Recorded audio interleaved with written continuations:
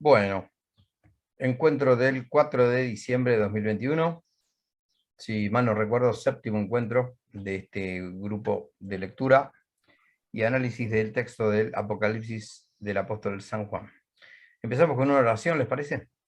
¿Sí? Muy bien. En el nombre del Padre, y del Hijo, y del Espíritu Santo. Amén.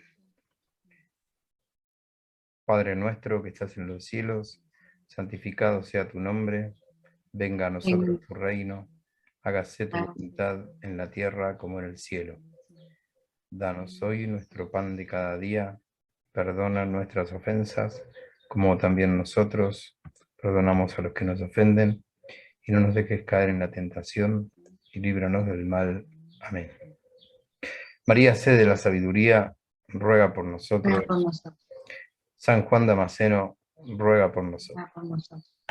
En el nombre del Padre, y del Hijo, y del Espíritu Santo. Amén. Bueno, bien, les comento que tengo pensado para el encuentro de hoy. Veamos.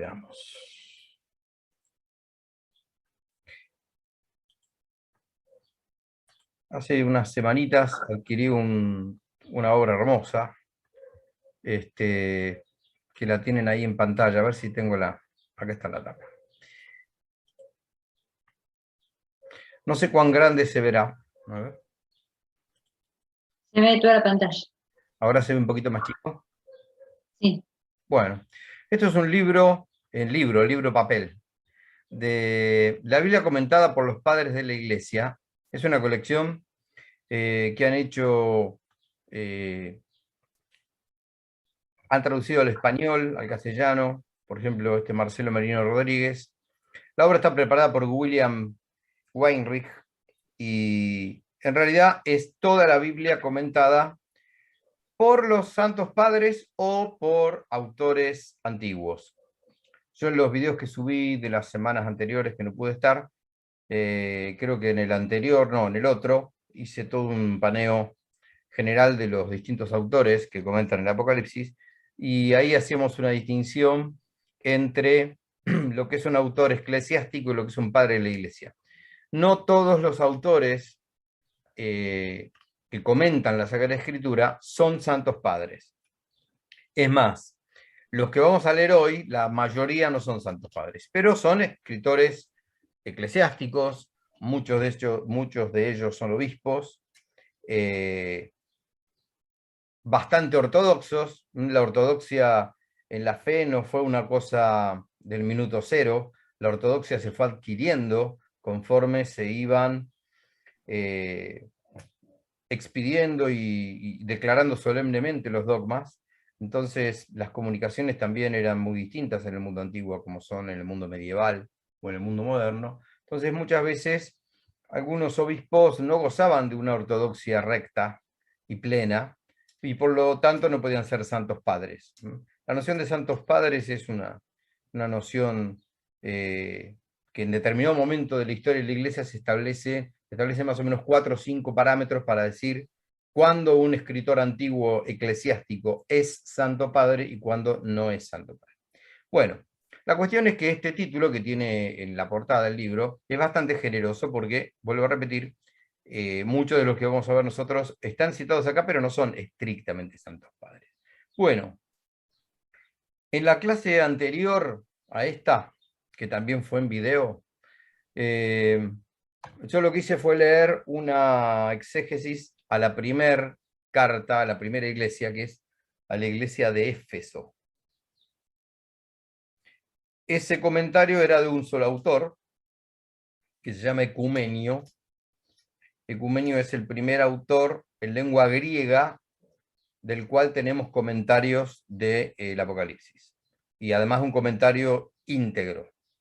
Porque el Apocalipsis muchas veces ha aparecido citado en algunos autores, pero no completamente, sino comentado algún pasaje, citado algún pasaje para apoyar alguna tesis de algún escritor, pero nunca un análisis sistemático. En Ecumenio, que se lo sitúa aproximadamente en el siglo VI, bueno, en la clase, en el encuentro número sexto, que es el anterior a este, pueden encontrar ahí toda la lectura que yo hice y un comentario de esa lectura, de ese autor sobre la carta a la iglesia de Éfeso. Muy bien. Hoy vamos a leer de esta colección de Ciudad Nueva comentarios, plural, a la segunda carta del Apocalipsis, que es a la iglesia de Esmirna. Esta carta la tenemos en el capítulo 2, del versículo 8 al 11. Así que bueno, vamos a ir leyendo primero el texto.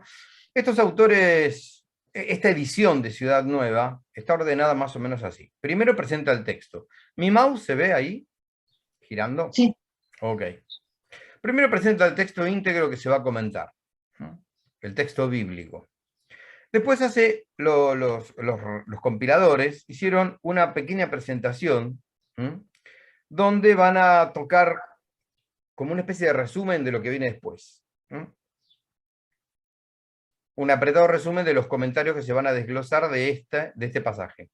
Y más adelante, ya aquí, empieza la exégesis propia de a veces versículo por versículo y a veces de a medio versículo. Por eso, por ejemplo, acá se empieza con el 2.8a. ¿Sí? Capítulo 2, versículo 8, el hemistiquio A es la primera mitad de un versículo. ¿Sí? Nuestras Biblias se pueden dividir en capítulos, bueno, por supuesto, en libros, en capítulos, versículos y hemistiquios. Los hemistiquios generalmente son dos, hemi, ¿sí? Valeria, ¿cómo te va?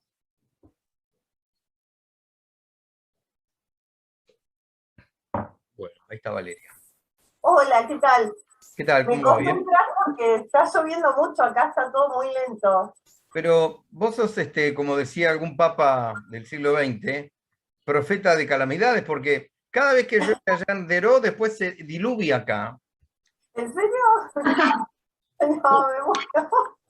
No, acá está lloviendo mucho, todo el día y ayer empezó en realidad. Espero que no mandarles para allá, para nada, no es la idea. No, vos sabés que lo pesado que está acá no vendría nada mal un poco de agua. Ah, Así que bueno. Bueno, Valeria, muy bien. Mira, estamos justo comentando el encuentro de hoy. Estamos con una compilación de comentarios de autores antiguos a la carta a la iglesia de Esmirna. ¿Sí? Vamos a empezar ahora. Bueno, Ricardo, estás ahí con nosotros, ¿no?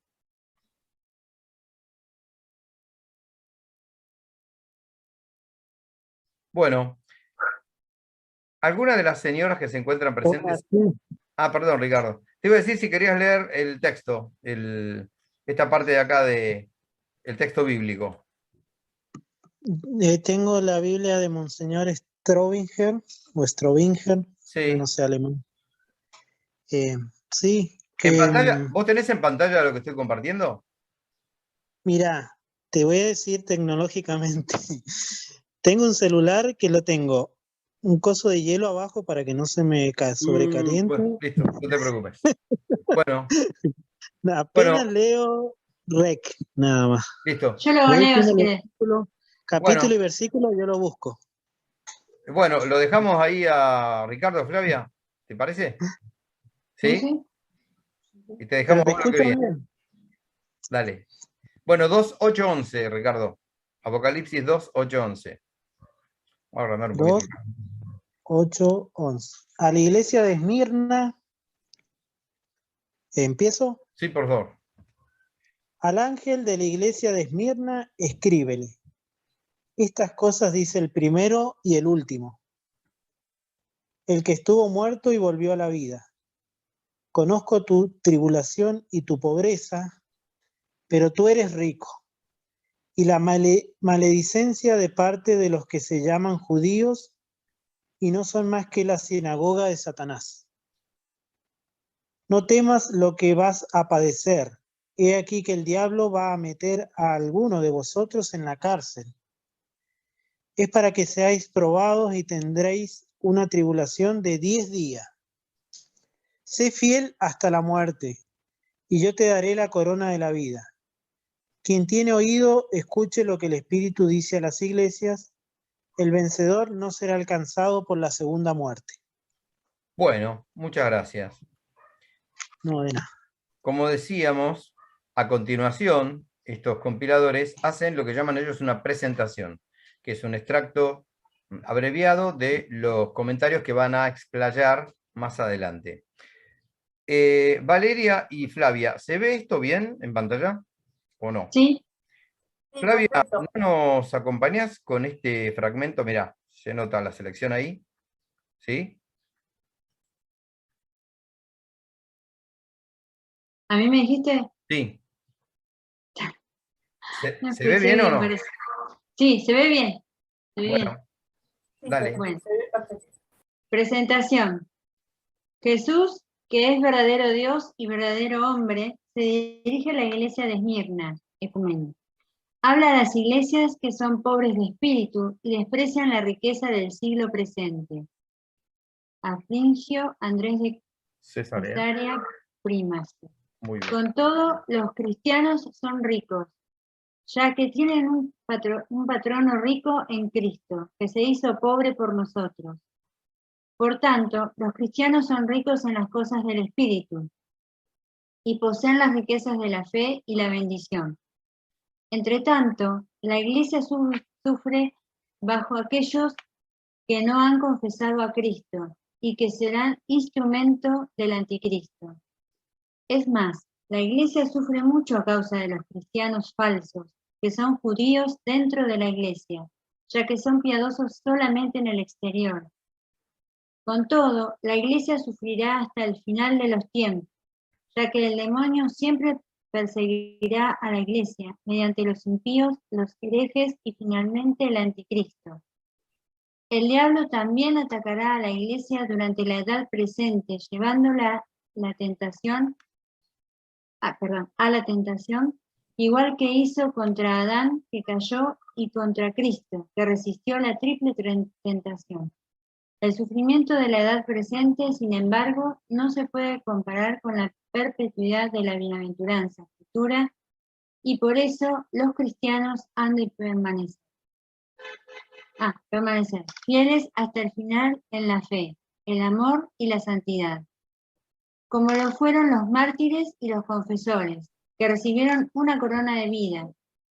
Mediante tal fidelidad, la justificación del perdón y la conversión producirá la glorificación de la eternidad y la libertad de los resultados del pecado, ya que mediante el árbol de la cruz, Cristo ha vencido a la muerte, que fue el regalo que Adán dio a su posteridad comiendo el árbol prohibido. Bueno, hasta ahí la presentación, ¿sí? Todos esos nombres que aparecen son de diferentes autores que convergen en esta especie de resumen. Primacio, Fulgencio de Ruspe, Cipriano. Fulgencio de Ruspe y Cipriano sí son padres de la Iglesia. No es el caso de Primacio ni el caso de Ecumenio.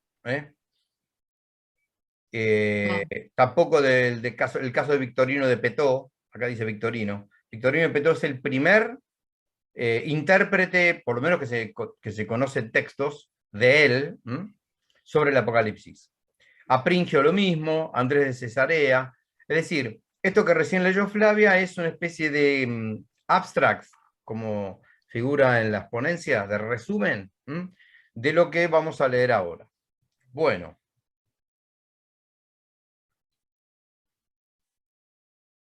Les recuerdo que la clase anterior, no, la otra, que también fue en video, yo hice todo un análisis de cada uno de estos autores que estamos viendo acá: Primacio, Ecumenio, Fulgencio, Primacio ya está, Ticonio. Más o menos pongo qué obra es, qué influencia tiene. Los grandes padres que faltan acá son San Agustín y San Jerónimo, que en esta no han comentado todo el Apocalipsis. Por eso que en esta interpretación de la carta de la Iglesia de Esmirna no los vamos a tener. Bueno, bien. Ahora vamos a bien meter la lupa con los padres o con nuestros escritores antiguos. Vamos a meter bien la lupa. En algunas va a ser incluso un poco tedioso. Esto no lo vamos a hacer con todo el Apocalipsis, por supuesto que no. Yo lo que propongo es que veamos más o menos cuál es el nivel de estudio, el nivel de penetración que tenía, intelectual y espiritual que tenían estos autores en algunos fragmentos del texto, ¿no? Bueno. En el 2.8a, que el texto dice, al ángel de la iglesia de Esmirna, escríbele, Beda el Venerable va a comentar esto en su explicación al Apocalipsis. Beda el Venerable es uno de los primeros comentadores del Apocalipsis que recopila, a ver si lo tengo por acá, espérese.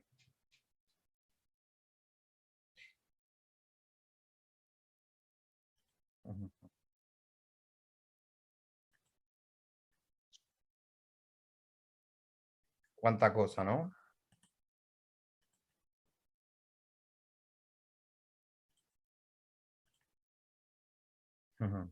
Yo en la clase número, esta es la número 8, la de hoy. En el encuentro número 6, ¿ven esto de fondo verde? Sí. ¿Sí?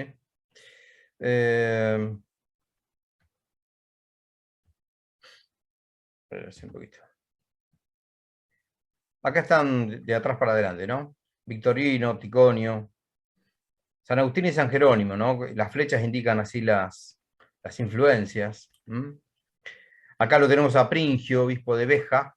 Hoy vamos a leerlo a Pringio. Apringio es un escritor del siglo VI, influenciado sobre todo por la visión que tiene San Jerónimo del Apocalipsis, ¿no? Acá está Beda. Beda está en el muerto aproximadamente en el 735. Beda el Venerable, así se lo conoce. Es uno de los grandes comentaristas del siglo VIII, junto con Ambrosio y con el Beato de Liébana. Bueno.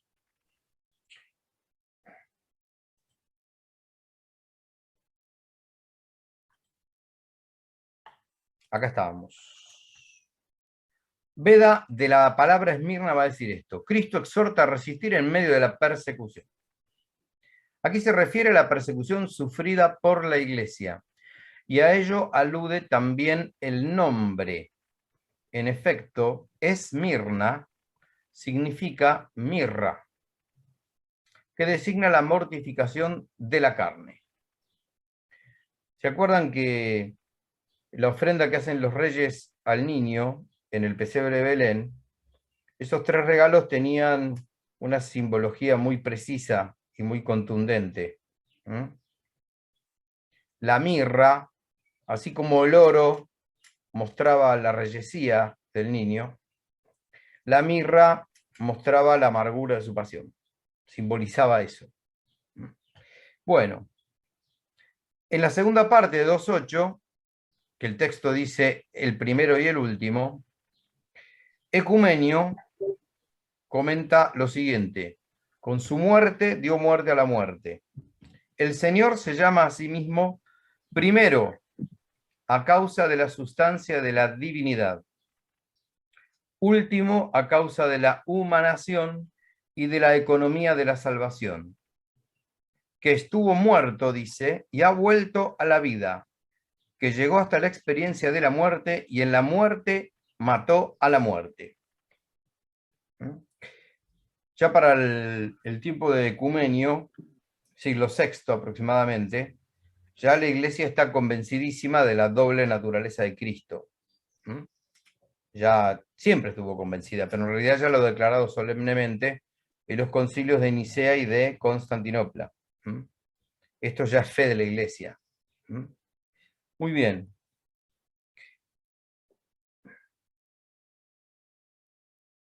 Valeria, ¿tenés ganas de leer? Sí, no hay problema. Ahí donde dice el 2.9. Listo. ¿Se ve bien o aumenta un poquito? Se ve bien, se ve bien. Bueno. Conozco tu tribulación, tu pobreza. No claudiquéis ante la calumnia. La epístola siguiente descubre el posterior comportamiento de otro grupo y de otro modo de vida. En resumen dice, sé que... Ahí voy. Ahí se corta. Sé que vosotros sois pobres y trabajáis, pero sois ricos. Pues conoce que estos tales tienen sus riquezas escondidas junto a él y que existe un rechazo con respecto a los judíos, a quienes no reconoce que son judíos, sino sinagoga de Satanás. Pues les ha reunido el anticristo. Les dice que perseveren hasta la muerte y el que perseverare no sufrirá daño de la muerte segunda, es decir, no será castigado en el infierno. Victorino de Petrovio, de Petrovio, comentario al Apocalipsis. 2:2. Muy bien. Victorino entonces es el primer comentarista del Apocalipsis, por lo menos que tenemos textos. Bueno, de esta interpretación se desprenden varias cosas interesantes de este fragmento, ¿no?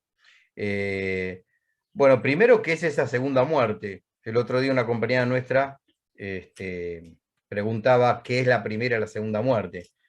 Eso es todo a interpretar. La interpretación que hace Victorino y el común de los autores es que la segunda muerte es el juicio, ¿sí? Es la muerte del alma. Aunque el alma en realidad no muere, metafísicamente hablando, la condenación para siempre, irreversible, de la pérdida total de Dios. Esa es la muerte del alma.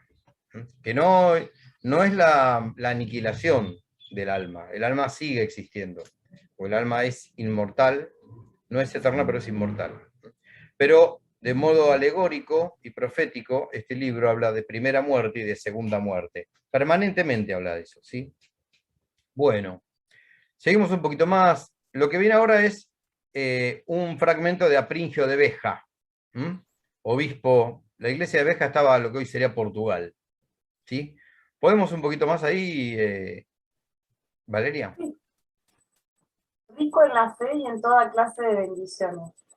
Alaba las obras de su iglesia, que se dirige al reino a través de muchas tribulaciones.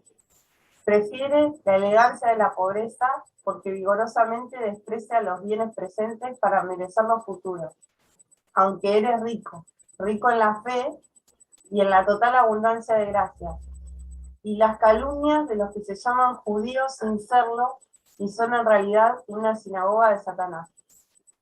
La Iglesia soporta muchas veces numerosas injurias de estos, que confiesan reconocer al Señor y no le reconocen, sino que su asamblea es congregada por su padre, el diablo. Por eso exhorta a su Iglesia a que no tema a quienes matan el cuerpo, y después de esto no pueden hacer más. Apringio de Beja, tratado sobre el Apocalipsis.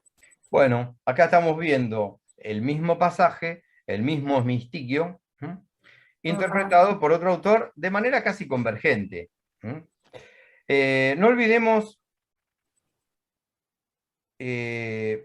por qué se llama sinagoga de Satanás. ¿A qué se refiere el autor sagrado con sinagoga de Satanás? No está usando cualquier nombre. Me estoy refiriendo al singular. Perdón, me estoy refiriendo al sinagoga, no al otro que no lo quiero nombrar. La sinagoga fue en el misterio del rechazo del pueblo de Israel a su Mesías, fue el primer perseguidor. El primero en perseguir a Cristo y a sus apóstoles es el Sanedrín. La primera persecución apostólica es de la sinagoga. Pensemos en el primer apóstol mártir, que es Santiago, muerto por Herodes en el 44 aproximadamente. O el protomártir, San Esteban, también apedreado al modo judío. Los romanos no apedreaban. Los romanos crucificaban o decapitaban. Depende fuera ciudadano romano o no. ¿Sí? Por eso a San Pablo lo decapitan. ¿Sí? No lo condenan a algo más infame, porque era ciudadano romano Pablo. Mientras que Jesús no. Por eso lo crucifican. ¿Sí? Pero el apedreo de Esteban es la típica justicia por mano propia que se tomaban los judíos incluso fuera de la ley porque ellos no tenían permitido hacer ejecuciones. Bueno, es un tema legal complicado. Bien, se insiste mucho con que el verdadero judío es el judío del corazón, el circunciso del corazón, como dice San Pablo, ¿no? Esto está muy en estos comentadores del primer tiempo. Fíjense que lo que sigue en el libro es un comentario al Apocalipsis de Ecumenio, otra vez. No, esperen, que me perdí. Sí, de Ecumenio. ¿Sí? Conozco tu tribulación y tu pobreza, que son las palabras del Espíritu al ángel. No está hablando como los infieles judíos, ¿ven? Que dicen, ayunamos y tú no lo ves. Humillamos nuestras almas y tú no te das por enterado. Eso es una cita de Isaías. Dice Ecumenio, sigue Ecumenio, sino que dice, eres rico. El Espíritu le dice eso a la iglesia. Como quien tiene a Cristo el rico protector, aunque se hizo pobre, Cristo. Por nosotros tomando la forma de siervo. Y recibió la blasfemia de los falsos judíos, ¿ven? Hay un falso judío y un auténtico judío. En efecto, Judas es interpretado como confesión, e Israel como aquellos que ven a Dios espiritualmente. Pasaje un poco oscuro ese, ¿eh? No se entiende muy bien a qué se refiere Ecumenio con que Judas es confesión. Confieso yo que no se entiende muy bien a qué dice confesión. En consecuencia, los verdaderos judíos y el Israel espiritual son aquellos que confiesan a Cristo. Pues el judío no consiste en lo que se ve, ni da gloria a Dios la circuncisión en la carne que se ve, como dice Pablo. Esto está diciendo Ecumenio. Sino que el judío está en lo interior, y la circuncisión del corazón. Eso es una cita de San Pablo, ¿sí? A los romanos. Los judíos que permanecen en la incredulidad se convierten en la sinagoga blasfema capitaneada por Satanás. Ecumenio, comentario sobre el Apocalipsis. Las primeras herejías que tuvo que resistir el cristianismo ya figuran incluso en el Nuevo Testamento. Muchos de los autores sagrados, como San Juan, ya alertan contra el anticristo. Por ejemplo, en la primera carta. La palabra anticristo es una palabra estrictamente de la primera carta de San Juan. Es en el único lugar de la Biblia donde aparece la palabra anticristo. Por supuesto que después aparecen otros nombres de esta figura misteriosa, hombre de iniquidad, ánomos, es decir, hombre sin ley. San Pablo le llama así. El hijo de la impiedad, el hijo de la infidelidad, pero anticristo lo dice Juan. Pero además Juan explica qué es un anticristo. Y casualmente es esto que está acá comentando Ecumenio y Apringio. El anticristo, más allá de ser un personaje concreto, es una manera de blasfemar. Porque incluso Juan en la primera dice, ya hay muchos anticristos entre nosotros. Les debo la cita, no me la acuerdo. ¿Y quién es el del anticristo? Dice San Juan. El que niega a Dios venido en carne. El que niega que Dios se hizo hombre, se hizo carne. Las primeras herejías cristológicas fueron estas. Negaban la humanidad de Cristo o negaban que Cristo fuera Dios, que Dios se pudiera haber hecho hombre. Es en realidad una de las grandes originalidades, por decirlo de alguna manera, de nuestra fe. ¿En qué otra religión Dios se hace hombre? En ninguna. En ninguna. Solamente en la religión que Dios mismo crea, que es esta. ¿Se ve? Bueno. Andrés de Cesarea va a decir algo parecido. Siempre del mismo versículo. Conozco las tribulaciones y la pobreza que soportas en tus carnes, cuando por mi causa eres azotado por los infieles, cuando eres desposeído de tus bienes, porque eres rico en los bienes del Espíritu, pues tienes tu tesoro guardado en el campo de tu corazón. Ahí Andrés está haciendo de cuenta que él está escribiendo el libro, como si él estuviera relatando el Apocalipsis, ¿no? Después, en un comentario de Ticonio, leemos: habla, el ángel, ¿no? Habla a toda la iglesia, que es pobre de espíritu, aunque posea todas las cosas, como dice el apóstol, como quienes nada tienen, aunque poseen todas las cosas.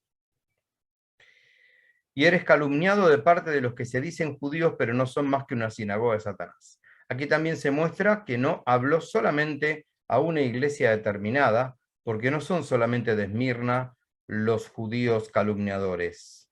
Sin embargo, es posible que aquí se dé un doble significado de judíos, ya sea que se refiera abiertamente a los judíos de fuera, ya que se refiera a los judíos de dentro de la iglesia, es decir, a los falsos cristianos. Ahí da una cosita un poco más profunda este autor.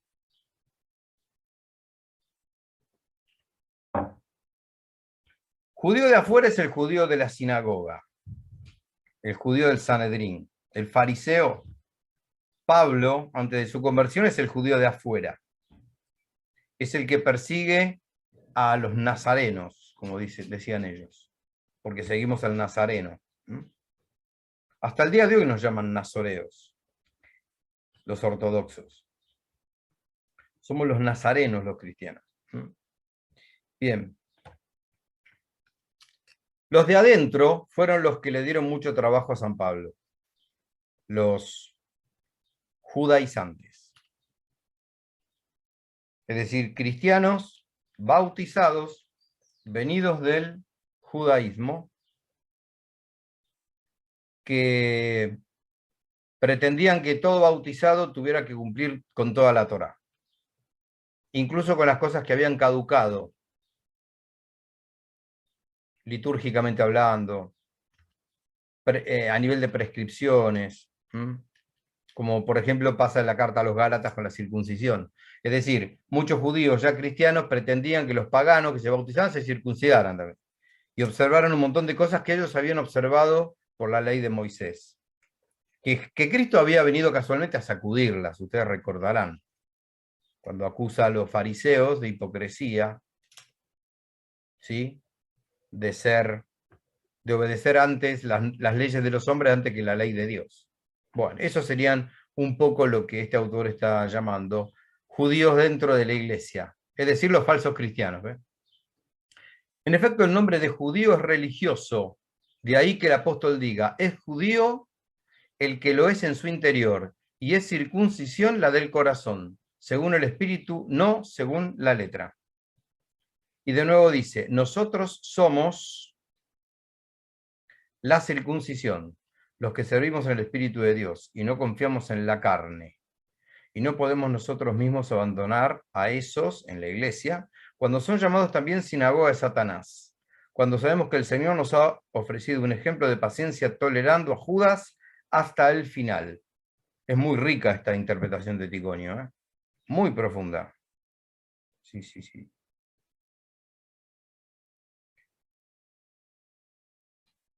Bueno. ¿Quién se anima a leer esta parte 2.10a?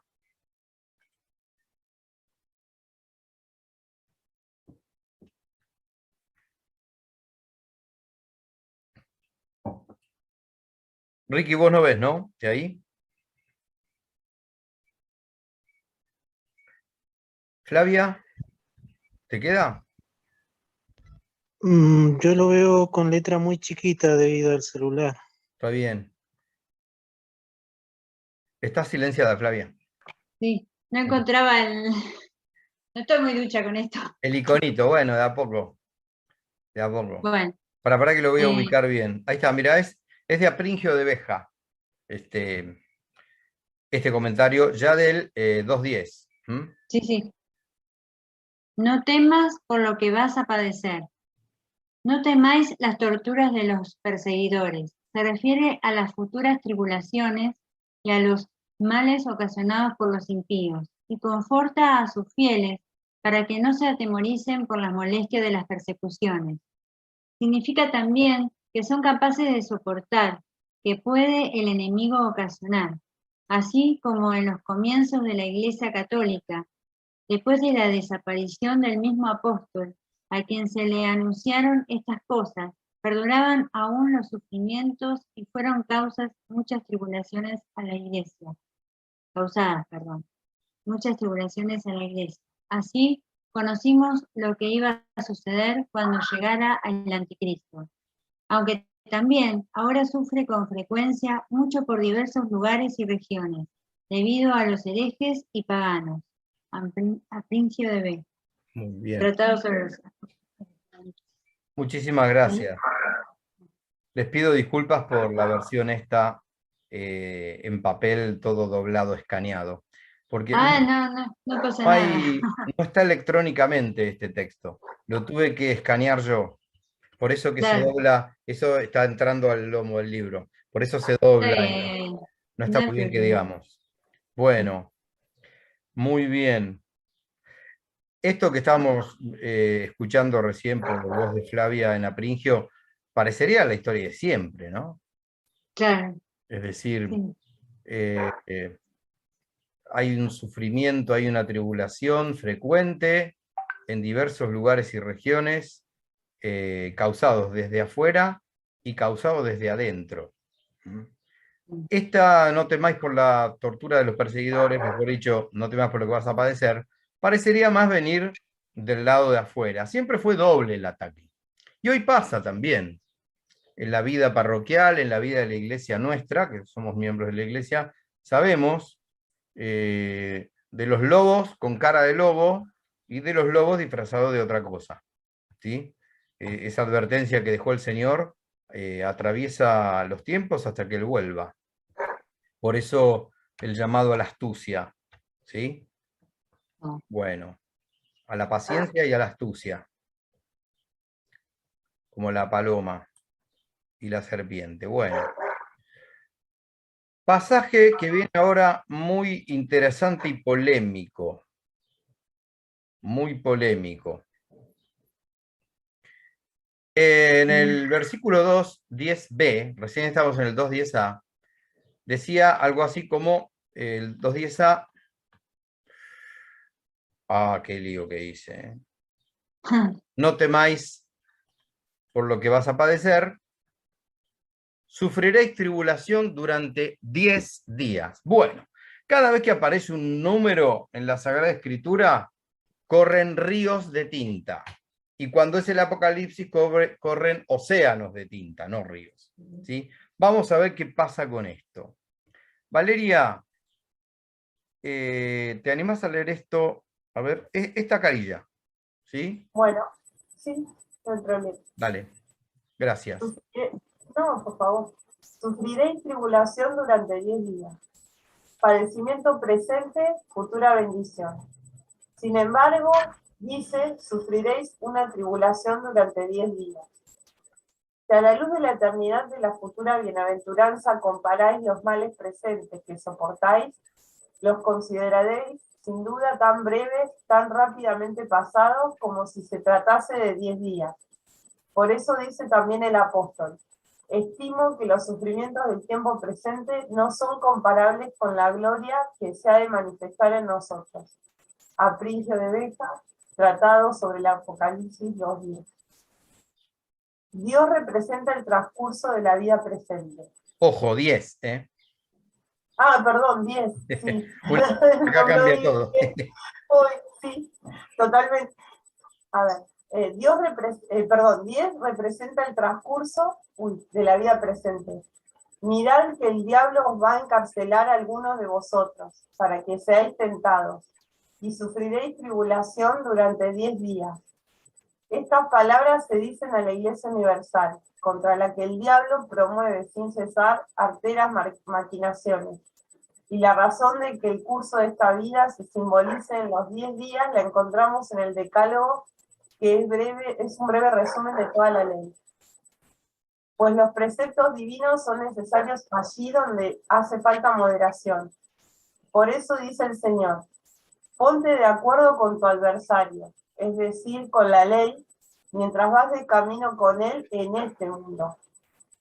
O sea, en todo tiempo, cuando se combate contra los diversos estímulos de la concupiscencia, instruido por la ley, para que, refrenados los 5 sentidos corporales, que por el doble sexo se duplican y hacen 10, con la gracia de Dios obtengas la victoria. Pienso que otra interpretación de los 10 días es reconocer que a lo largo de esta vida no puede faltar a los fieles una triple tentación, pues la vida del hombre sobre la tierra es tentación y en los... Y en los 7 días... ahí está. Y en los 7 días que van y vienen sucediéndose, se desenvuelve la vida entera. Incluso a nuestro Señor Jesucristo, como cabeza de la iglesia, se lee que no sin su permiso, se lee que no sin permiso tentó el diablo. No obstante, esta pelea espiritual de la iglesia de Cristo se representa en la figura de la mujer que lucha cuando dice el Señor a la serpiente, pondré enemistad entre ti y la mujer. Ella te herirá en la cabeza, mientras tú la herirás en el talón. Se reconoce, es evidente, que en este mundo que transcurre con la evolución de 7 días, la Iglesia de Cristo está sujeta a diversas tentaciones, que ocupan un lugar primordial en estos 3 vicios, sobre todo. El apetito de los placeres carnales,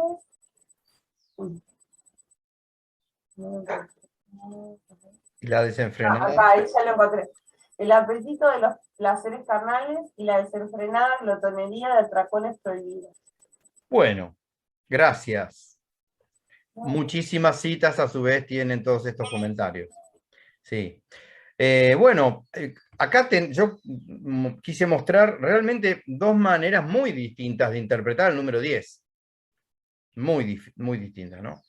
En la de Apringio parecería ser realmente 10 días, como algo breve.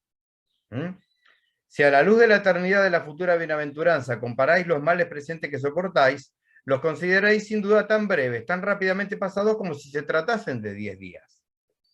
Ahí Apringio se aferra a una interpretación estrictamente literal y matemática. 10 días es algo muy poco, para una persecución es poco 10 días. 10 días dura un problema cualquiera de nuestra vida. Un problemita. Un problema serio no dura 10 días. Un problema habitual. Un problema, qué sé yo, no sé, económico, circunstancial, digo, puede llegar a durar una semana y pico, quién sabe, ¿no? Pero 10 días es muy poco. Bueno, Apringio se toma de esa brevedad literal. Mientras que espérense, no me acuerdo quién estaba comentando acá. Ahora en un cachito. Es más largo esto, Primacio. Primacio va por una apuesta un poco más intensa, más simbólica, ¿sí? Primero lo relaciona con el decálogo.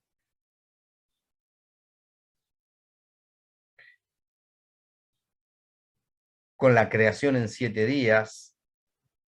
Y como los 7 no le alcanza para llegar a 10, pone los 3 pecados en los que fue tentado el Señor en el desierto. 7 más 3, 10. Ven que esto lo decíamos muy al principio. No me acuerdo ahora cuál de los integrantes de aquellos días preguntaba dónde se puede leer la interpretación de la Iglesia del Apocalipsis. Y yo contesté muy audazmente: en ningún lado. ¿Por qué? Porque no hay una interpretación, no hay una línea exegética que la Iglesia diga hay que interpretar esto y no otra cosa. Y esto está bien interpretado y esto está mal interpretado. No, señor. No, señor. ¿Sí? Lo único que la Iglesia hace, el magisterio eclesiástico hace con el Apocalipsis, es a lo sumo advertir cuando una interpretación es contraria a la fe. En la medida que no sea contraria a la fe, el intérprete puede interpretar lo que le parezca.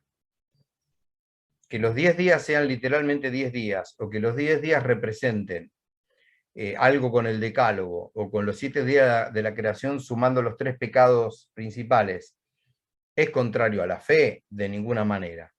Al contrario, no es contrario a la fe. Así que no habría total libertad. San Agustín tenía un axioma para esto. San Agustín era muy conciso, ¿no? Siempre. San Agustín, a ver si me lo acuerdo, decía, en lo esencial, unidad. En lo esencial, unidad. En lo opinable, libertad. Y en todo, caridad. Acá estaremos en lo segundo. ¿Qué será el 10? ¿Qué será? ¿Por qué será 10 días? Es opinable. En la medida que ninguna interpretación del 10 contraríe lo que la Iglesia cree y manda a creer para la salvación, pues no se le dice, se lo deja. ¿Está? Bueno, yo acá voy a parar un poquitito y vamos a salir un poco de esta interpretación de estos escritores antiguos, porque vieron que ahora está muy en boga, no sé si lo han podido ver, esa serie que se está filmando de Carabel, que bueno, ha reflotado un poco la interpretación del padre Castellani. En muchos de los círculos que solemos andar con algunos de los presentes, Castellani está muy ahí de mano en mano, libro en libro. En los jóvenes está despertando un interés muy, muy, muy grande últimamente de Castellani, sobre todo con sus escritos polémicos y apocalípticos. Cosa que las dos cosas le gustaban mucho al padre Castellani. Bueno, entonces yo voy a hacer un breve paréntesis, voy a proponerles a ustedes un breve paréntesis para ver qué, viniendo al tiempo contemporáneo, a ver qué se dice, digamos, de esta iglesia de Esmirna, ¿sí? Y sobre todo, qué interpretación se le puede llegar a dar a esos 10 días, puntualmente en esta carta. Bueno,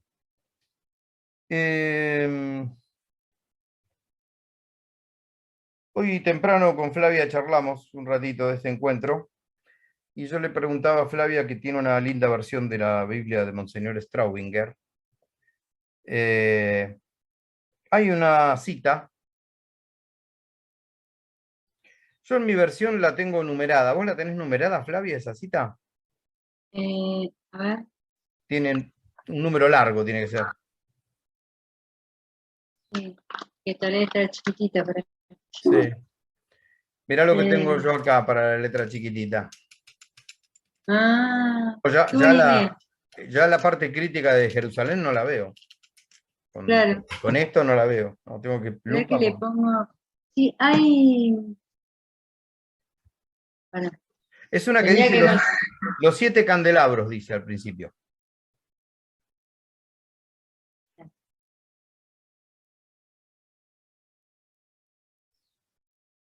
Pero la cita es... de 1:12. De 1:12. Sí, los 7 candelabros. Bien. Ahí está. Esperemos un segundito, espera. Sí. Entonces, vamos a pasarlo en limpio. Ah, se me perdió ahora. De 1:12, de Apocalipsis 1:12. Sí. Esperen que se me fue. Estoy en un ebook y es un lío. Estos aparatitos son lindos cuando andan bien. 1:12. Sí. Acá está. Acá está. Bien. Entonces estamos en la cita de la Biblia de Monseñor Straubinger, en la cita de Apocalipsis 1:12. Bueno, te escuchamos. Sí. Los 7 candelabros son las 7 iglesias. Desde la antigüedad ven muchos comentaristas en el número 7 un símbolo de lo perfecto y universal, de manera que las 7 iglesias representarían una totalidad. San Juan Crisóstomo, San Agustín. San Agustín, San Gregorio, San Isidoro. Eso dice, eso sí, perdón, esos sí son padres de la iglesia, opinan eso, ¿ves? Claro. Bien, sí. Adelante. Muchos consideran que las 7 iglesias corresponden a otros tantos periodos de la historia de la Iglesia Universal. En Éfeso 1:19 y nota. Son más conocidos representantes en la patrística en San Victorino de Petó. Petó, quien en su comentario caracteriza los 7 periodos de la siguiente manera: el celo y la paciencia de los primeros cristianos, la constancia de los fieles en las persecuciones. Ese era el segundo. 3 y 4, periodos de relajamiento. 5, peligro por parte de los que son cristianos solamente de nombre. 6, humildad de la Iglesia en el siglo y firme fe en las Escrituras. 7, las riquezas y el afán de saberlo todo cohíbe a muchos para seguir el recto camino. Sí. Sí,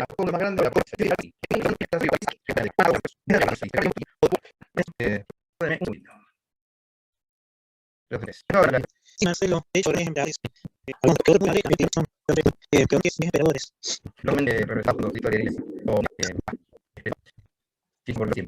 Acciones, lo que sí, control la vida por cónsules, tribunos, bueno, entonces como que bueno, estas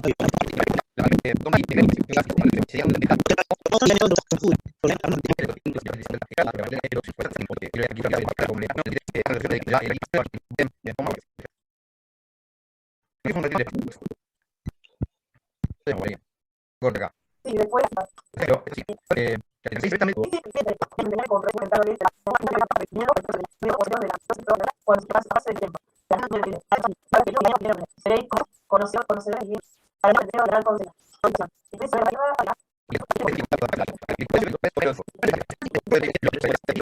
Aliento de estar. Vimos la vez de falsa ilusión, ¿no? Podría ser bueno, tenemos un rato. Esa es mucho más breve que la versión final. Claro. Muestra que, o sea, si uno sigue estos días, para esta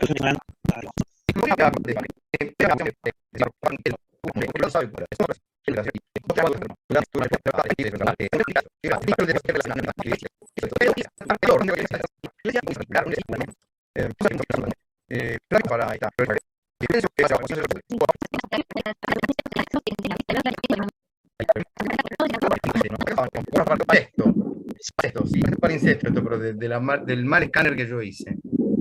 Bueno. Acá Ecumenio, autor ya amigo nuestro, de tanto que le hemos nombrado, habla un poquito de la segunda muerte, ¿no? Quien tenga oídos oiga lo que dice el Espíritu a las iglesias. Quien venza no será dañado por la muerte segunda. Lo que se dice es muy exacto. Todos, tanto justos como pecadores, son partícipes de la muerte primera, que consiste en la separación del alma y del cuerpo. Para que encuentre cumplimiento la sentencia divina, eres polvo y en polvo te convertirás. Pero la muerte segunda, la del pecado, que el Señor menciona cuando dice, deja a los muertos que entierren a sus muertos. No herirá a los que hayan vencido las tentaciones. ¿Cuánto en tan poco, eh? ¿Qué cita? Ustedes fíjense, yo esto no lo dije, estos autores antiguos no se empeñan en mostrarle al lector de dónde sacaron lo que están diciendo. Deja a los muertos que entierran a sus muertos, está citado aquí, pero por el editor, ¿sí? Y yo que veo muy poco, les digo que es Mateo 8:22.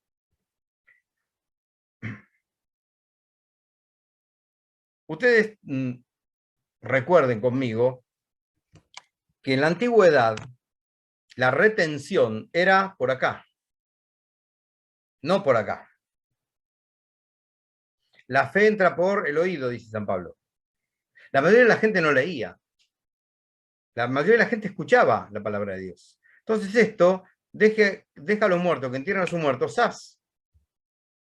Quien lo escuchara, alma devota, alma orante, decía la palabra del Señor, se está citando, ¿sí? Bueno, a mí me da mucha fuerza esto. Da mucha fuerza, me parece, ¿no? lo de la muerte primera y la muerte segunda. A veces parece que estuviéramos todos tan cerrados en la muerte primera y que se nos termina el mundo, pero se termina este mundo, no el otro, con la primera. ¿Sí? Nunca olvidemos que el Apocalipsis es un libro de consuelo, todo el Apocalipsis.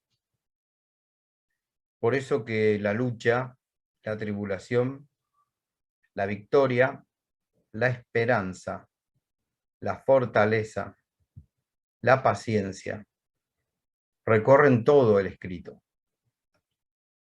¿Mm? Qué paradoja, porque la cruz es dolor y consuelo. Podría llamarse el libro de la cruz, el Apocalipsis. Creo yo que es la cruz desplegada como una sombra en todo el tiempo entre la resurrección y la parucía, el Apocalipsis. Es una gran cruz desplegada en la historia. Una cruz que va a vencer al final y va a vencer para siempre. Sí, es realmente un consuelo.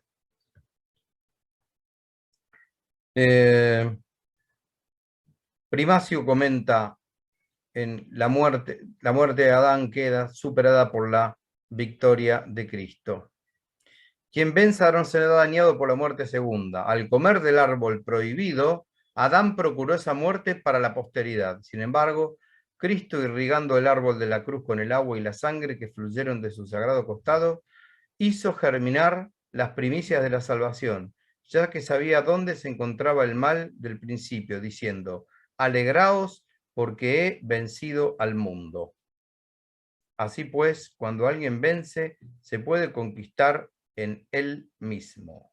Primacio, comentario al Apocalipsis. Nosotros, cuando recorrimos algún pasaje de los sinópticos, en los discursos donde Jesús anunciaba estos tiempos apocalípticos o últimos, hay una de las versiones, creo que está en Lucas, que dice una cosa medular en todo el espíritu del escrito del Apocalipsis. Cuando vean estas señales, está hablando de señales terribles, de catástrofes cósmicas, de una creación que se va a sacudir. Pero él dice, cuando vean estas señales, levanten la cabeza. Pasajes antes habían dicho que los hombres gritarán: montes, aplástennos para que no tengamos que ver esto. Se va a envidiar al que murió para no tener que estar viendo lo que se está viendo. Y sin embargo Jesús dice: levanten la cabeza porque está cerca su liberación. Eso de algún modo es un apocalipsis concentrado. Esto es siempre un mensaje de esperanza. La segunda muerte es realmente una advertencia para algo mucho más grande que la primera muerte. Parecería una redundancia de lo terrible, porque la muerte es un límite. La muerte es el salario del pecado, dice Pablo, ¿no? La muerte es algo malo, sí. Al fundador de la Fundación Santana, al padre Ruta, muchas veces le escuché decir en sus clases: la muerte es el triunfo de Satanás sobre el hombre. Por eso Pablo tan bellamente, ¿no?, canta, San Pablo: muerte, después de la cruz, después de la resurrección de Cristo: oh muerte, ¿cuál es tu victoria? ¿Dónde está, muerte, tu aguijón? ¿Cuál es tu victoria? Cristo la ha hecho añicos en la cruz a la muerte, ese presunto triunfo de Satanás. Cristo lo doblega, ¿no? Bueno. ¿Algo que quieran comentar, compartir? Vamos a ir promediando por hoy. Marce, esto del consuelo me ayuda mucho. Bueno, yo así no cito a veces qué número, qué capítulo. Cuando Elías está esa sequía de 3 años y medio y va hacia esa viuda de Sarepta, ¿cierto?, con el hijo, etc. Yo a veces pienso, digo, bueno, en un caso de persecución, que voy a comer, que esto, viste, en mi cabeza a veces se va demasiado. Y uno no tiene en cuenta que Dios, ¿no es cierto?, cuida también de cada uno de nosotros y que por más que sean cosas terribles, y si es que uno las tiene que pasar o no, también Dios da la gracia y da también el alimento, da toda la parte material, espiritual, etcétera, para soportar eso, ¿no es cierto? A veces uno cae en eso, en la desesperanza. Pero el Apocalipsis, al saber ya lo que va a pasar, te da también esperanza, y también al saber en el Antiguo Testamento cómo Dios obró con muchos hombres justos, y que uno es injusto y también Dios lo quiere, ¿no es cierto? Como Dios también te da las herramientas para eso. Porque si uno, por ejemplo, me veía el otro día lo que había pasado en Fukushima y en Japón, y uno dice a nivel global, la verdad que es realmente, humanamente, parecería que uno no lo resiste, ¿no es cierto? O tantas leyes anticristianas o qué sé yo. Sí, solo coincido con lo que dice, y me gusta eso de levantar la cabeza, como no ponerse temeroso, y porque bueno, uno observa, por ejemplo, en los lugares de trabajo se pone bastante reticente a veces la situación, porque es una cultura muy antivalores, anticatólica. Entonces, ¿cómo resistir, por ejemplo, si uno se llegara a quedar sin trabajo? ¿Cómo mantener igual la mirada en alto? O sea, no quedarse temeroso, y a la vez ser astuto también, para ir sobreviviendo. Pienso lo mismo. ¿Qué pasaría si quedáramos desprotegidos, pero es Dios el que nos está protegiendo? Si digamos, si las tribulaciones se acrecentaran cada vez más, porque bueno, estamos en un momento bastante complejo. Entonces pienso lo mismo, me encantó que sea esperanzador, que bueno, siempre el bien triunfa, y Dios saca de los males, saca bienes, siempre saca el bien. Pero bueno, a veces uno necesita esa fortaleza y compartirlo con otros también. Estaba pensando lo mismo. Sí.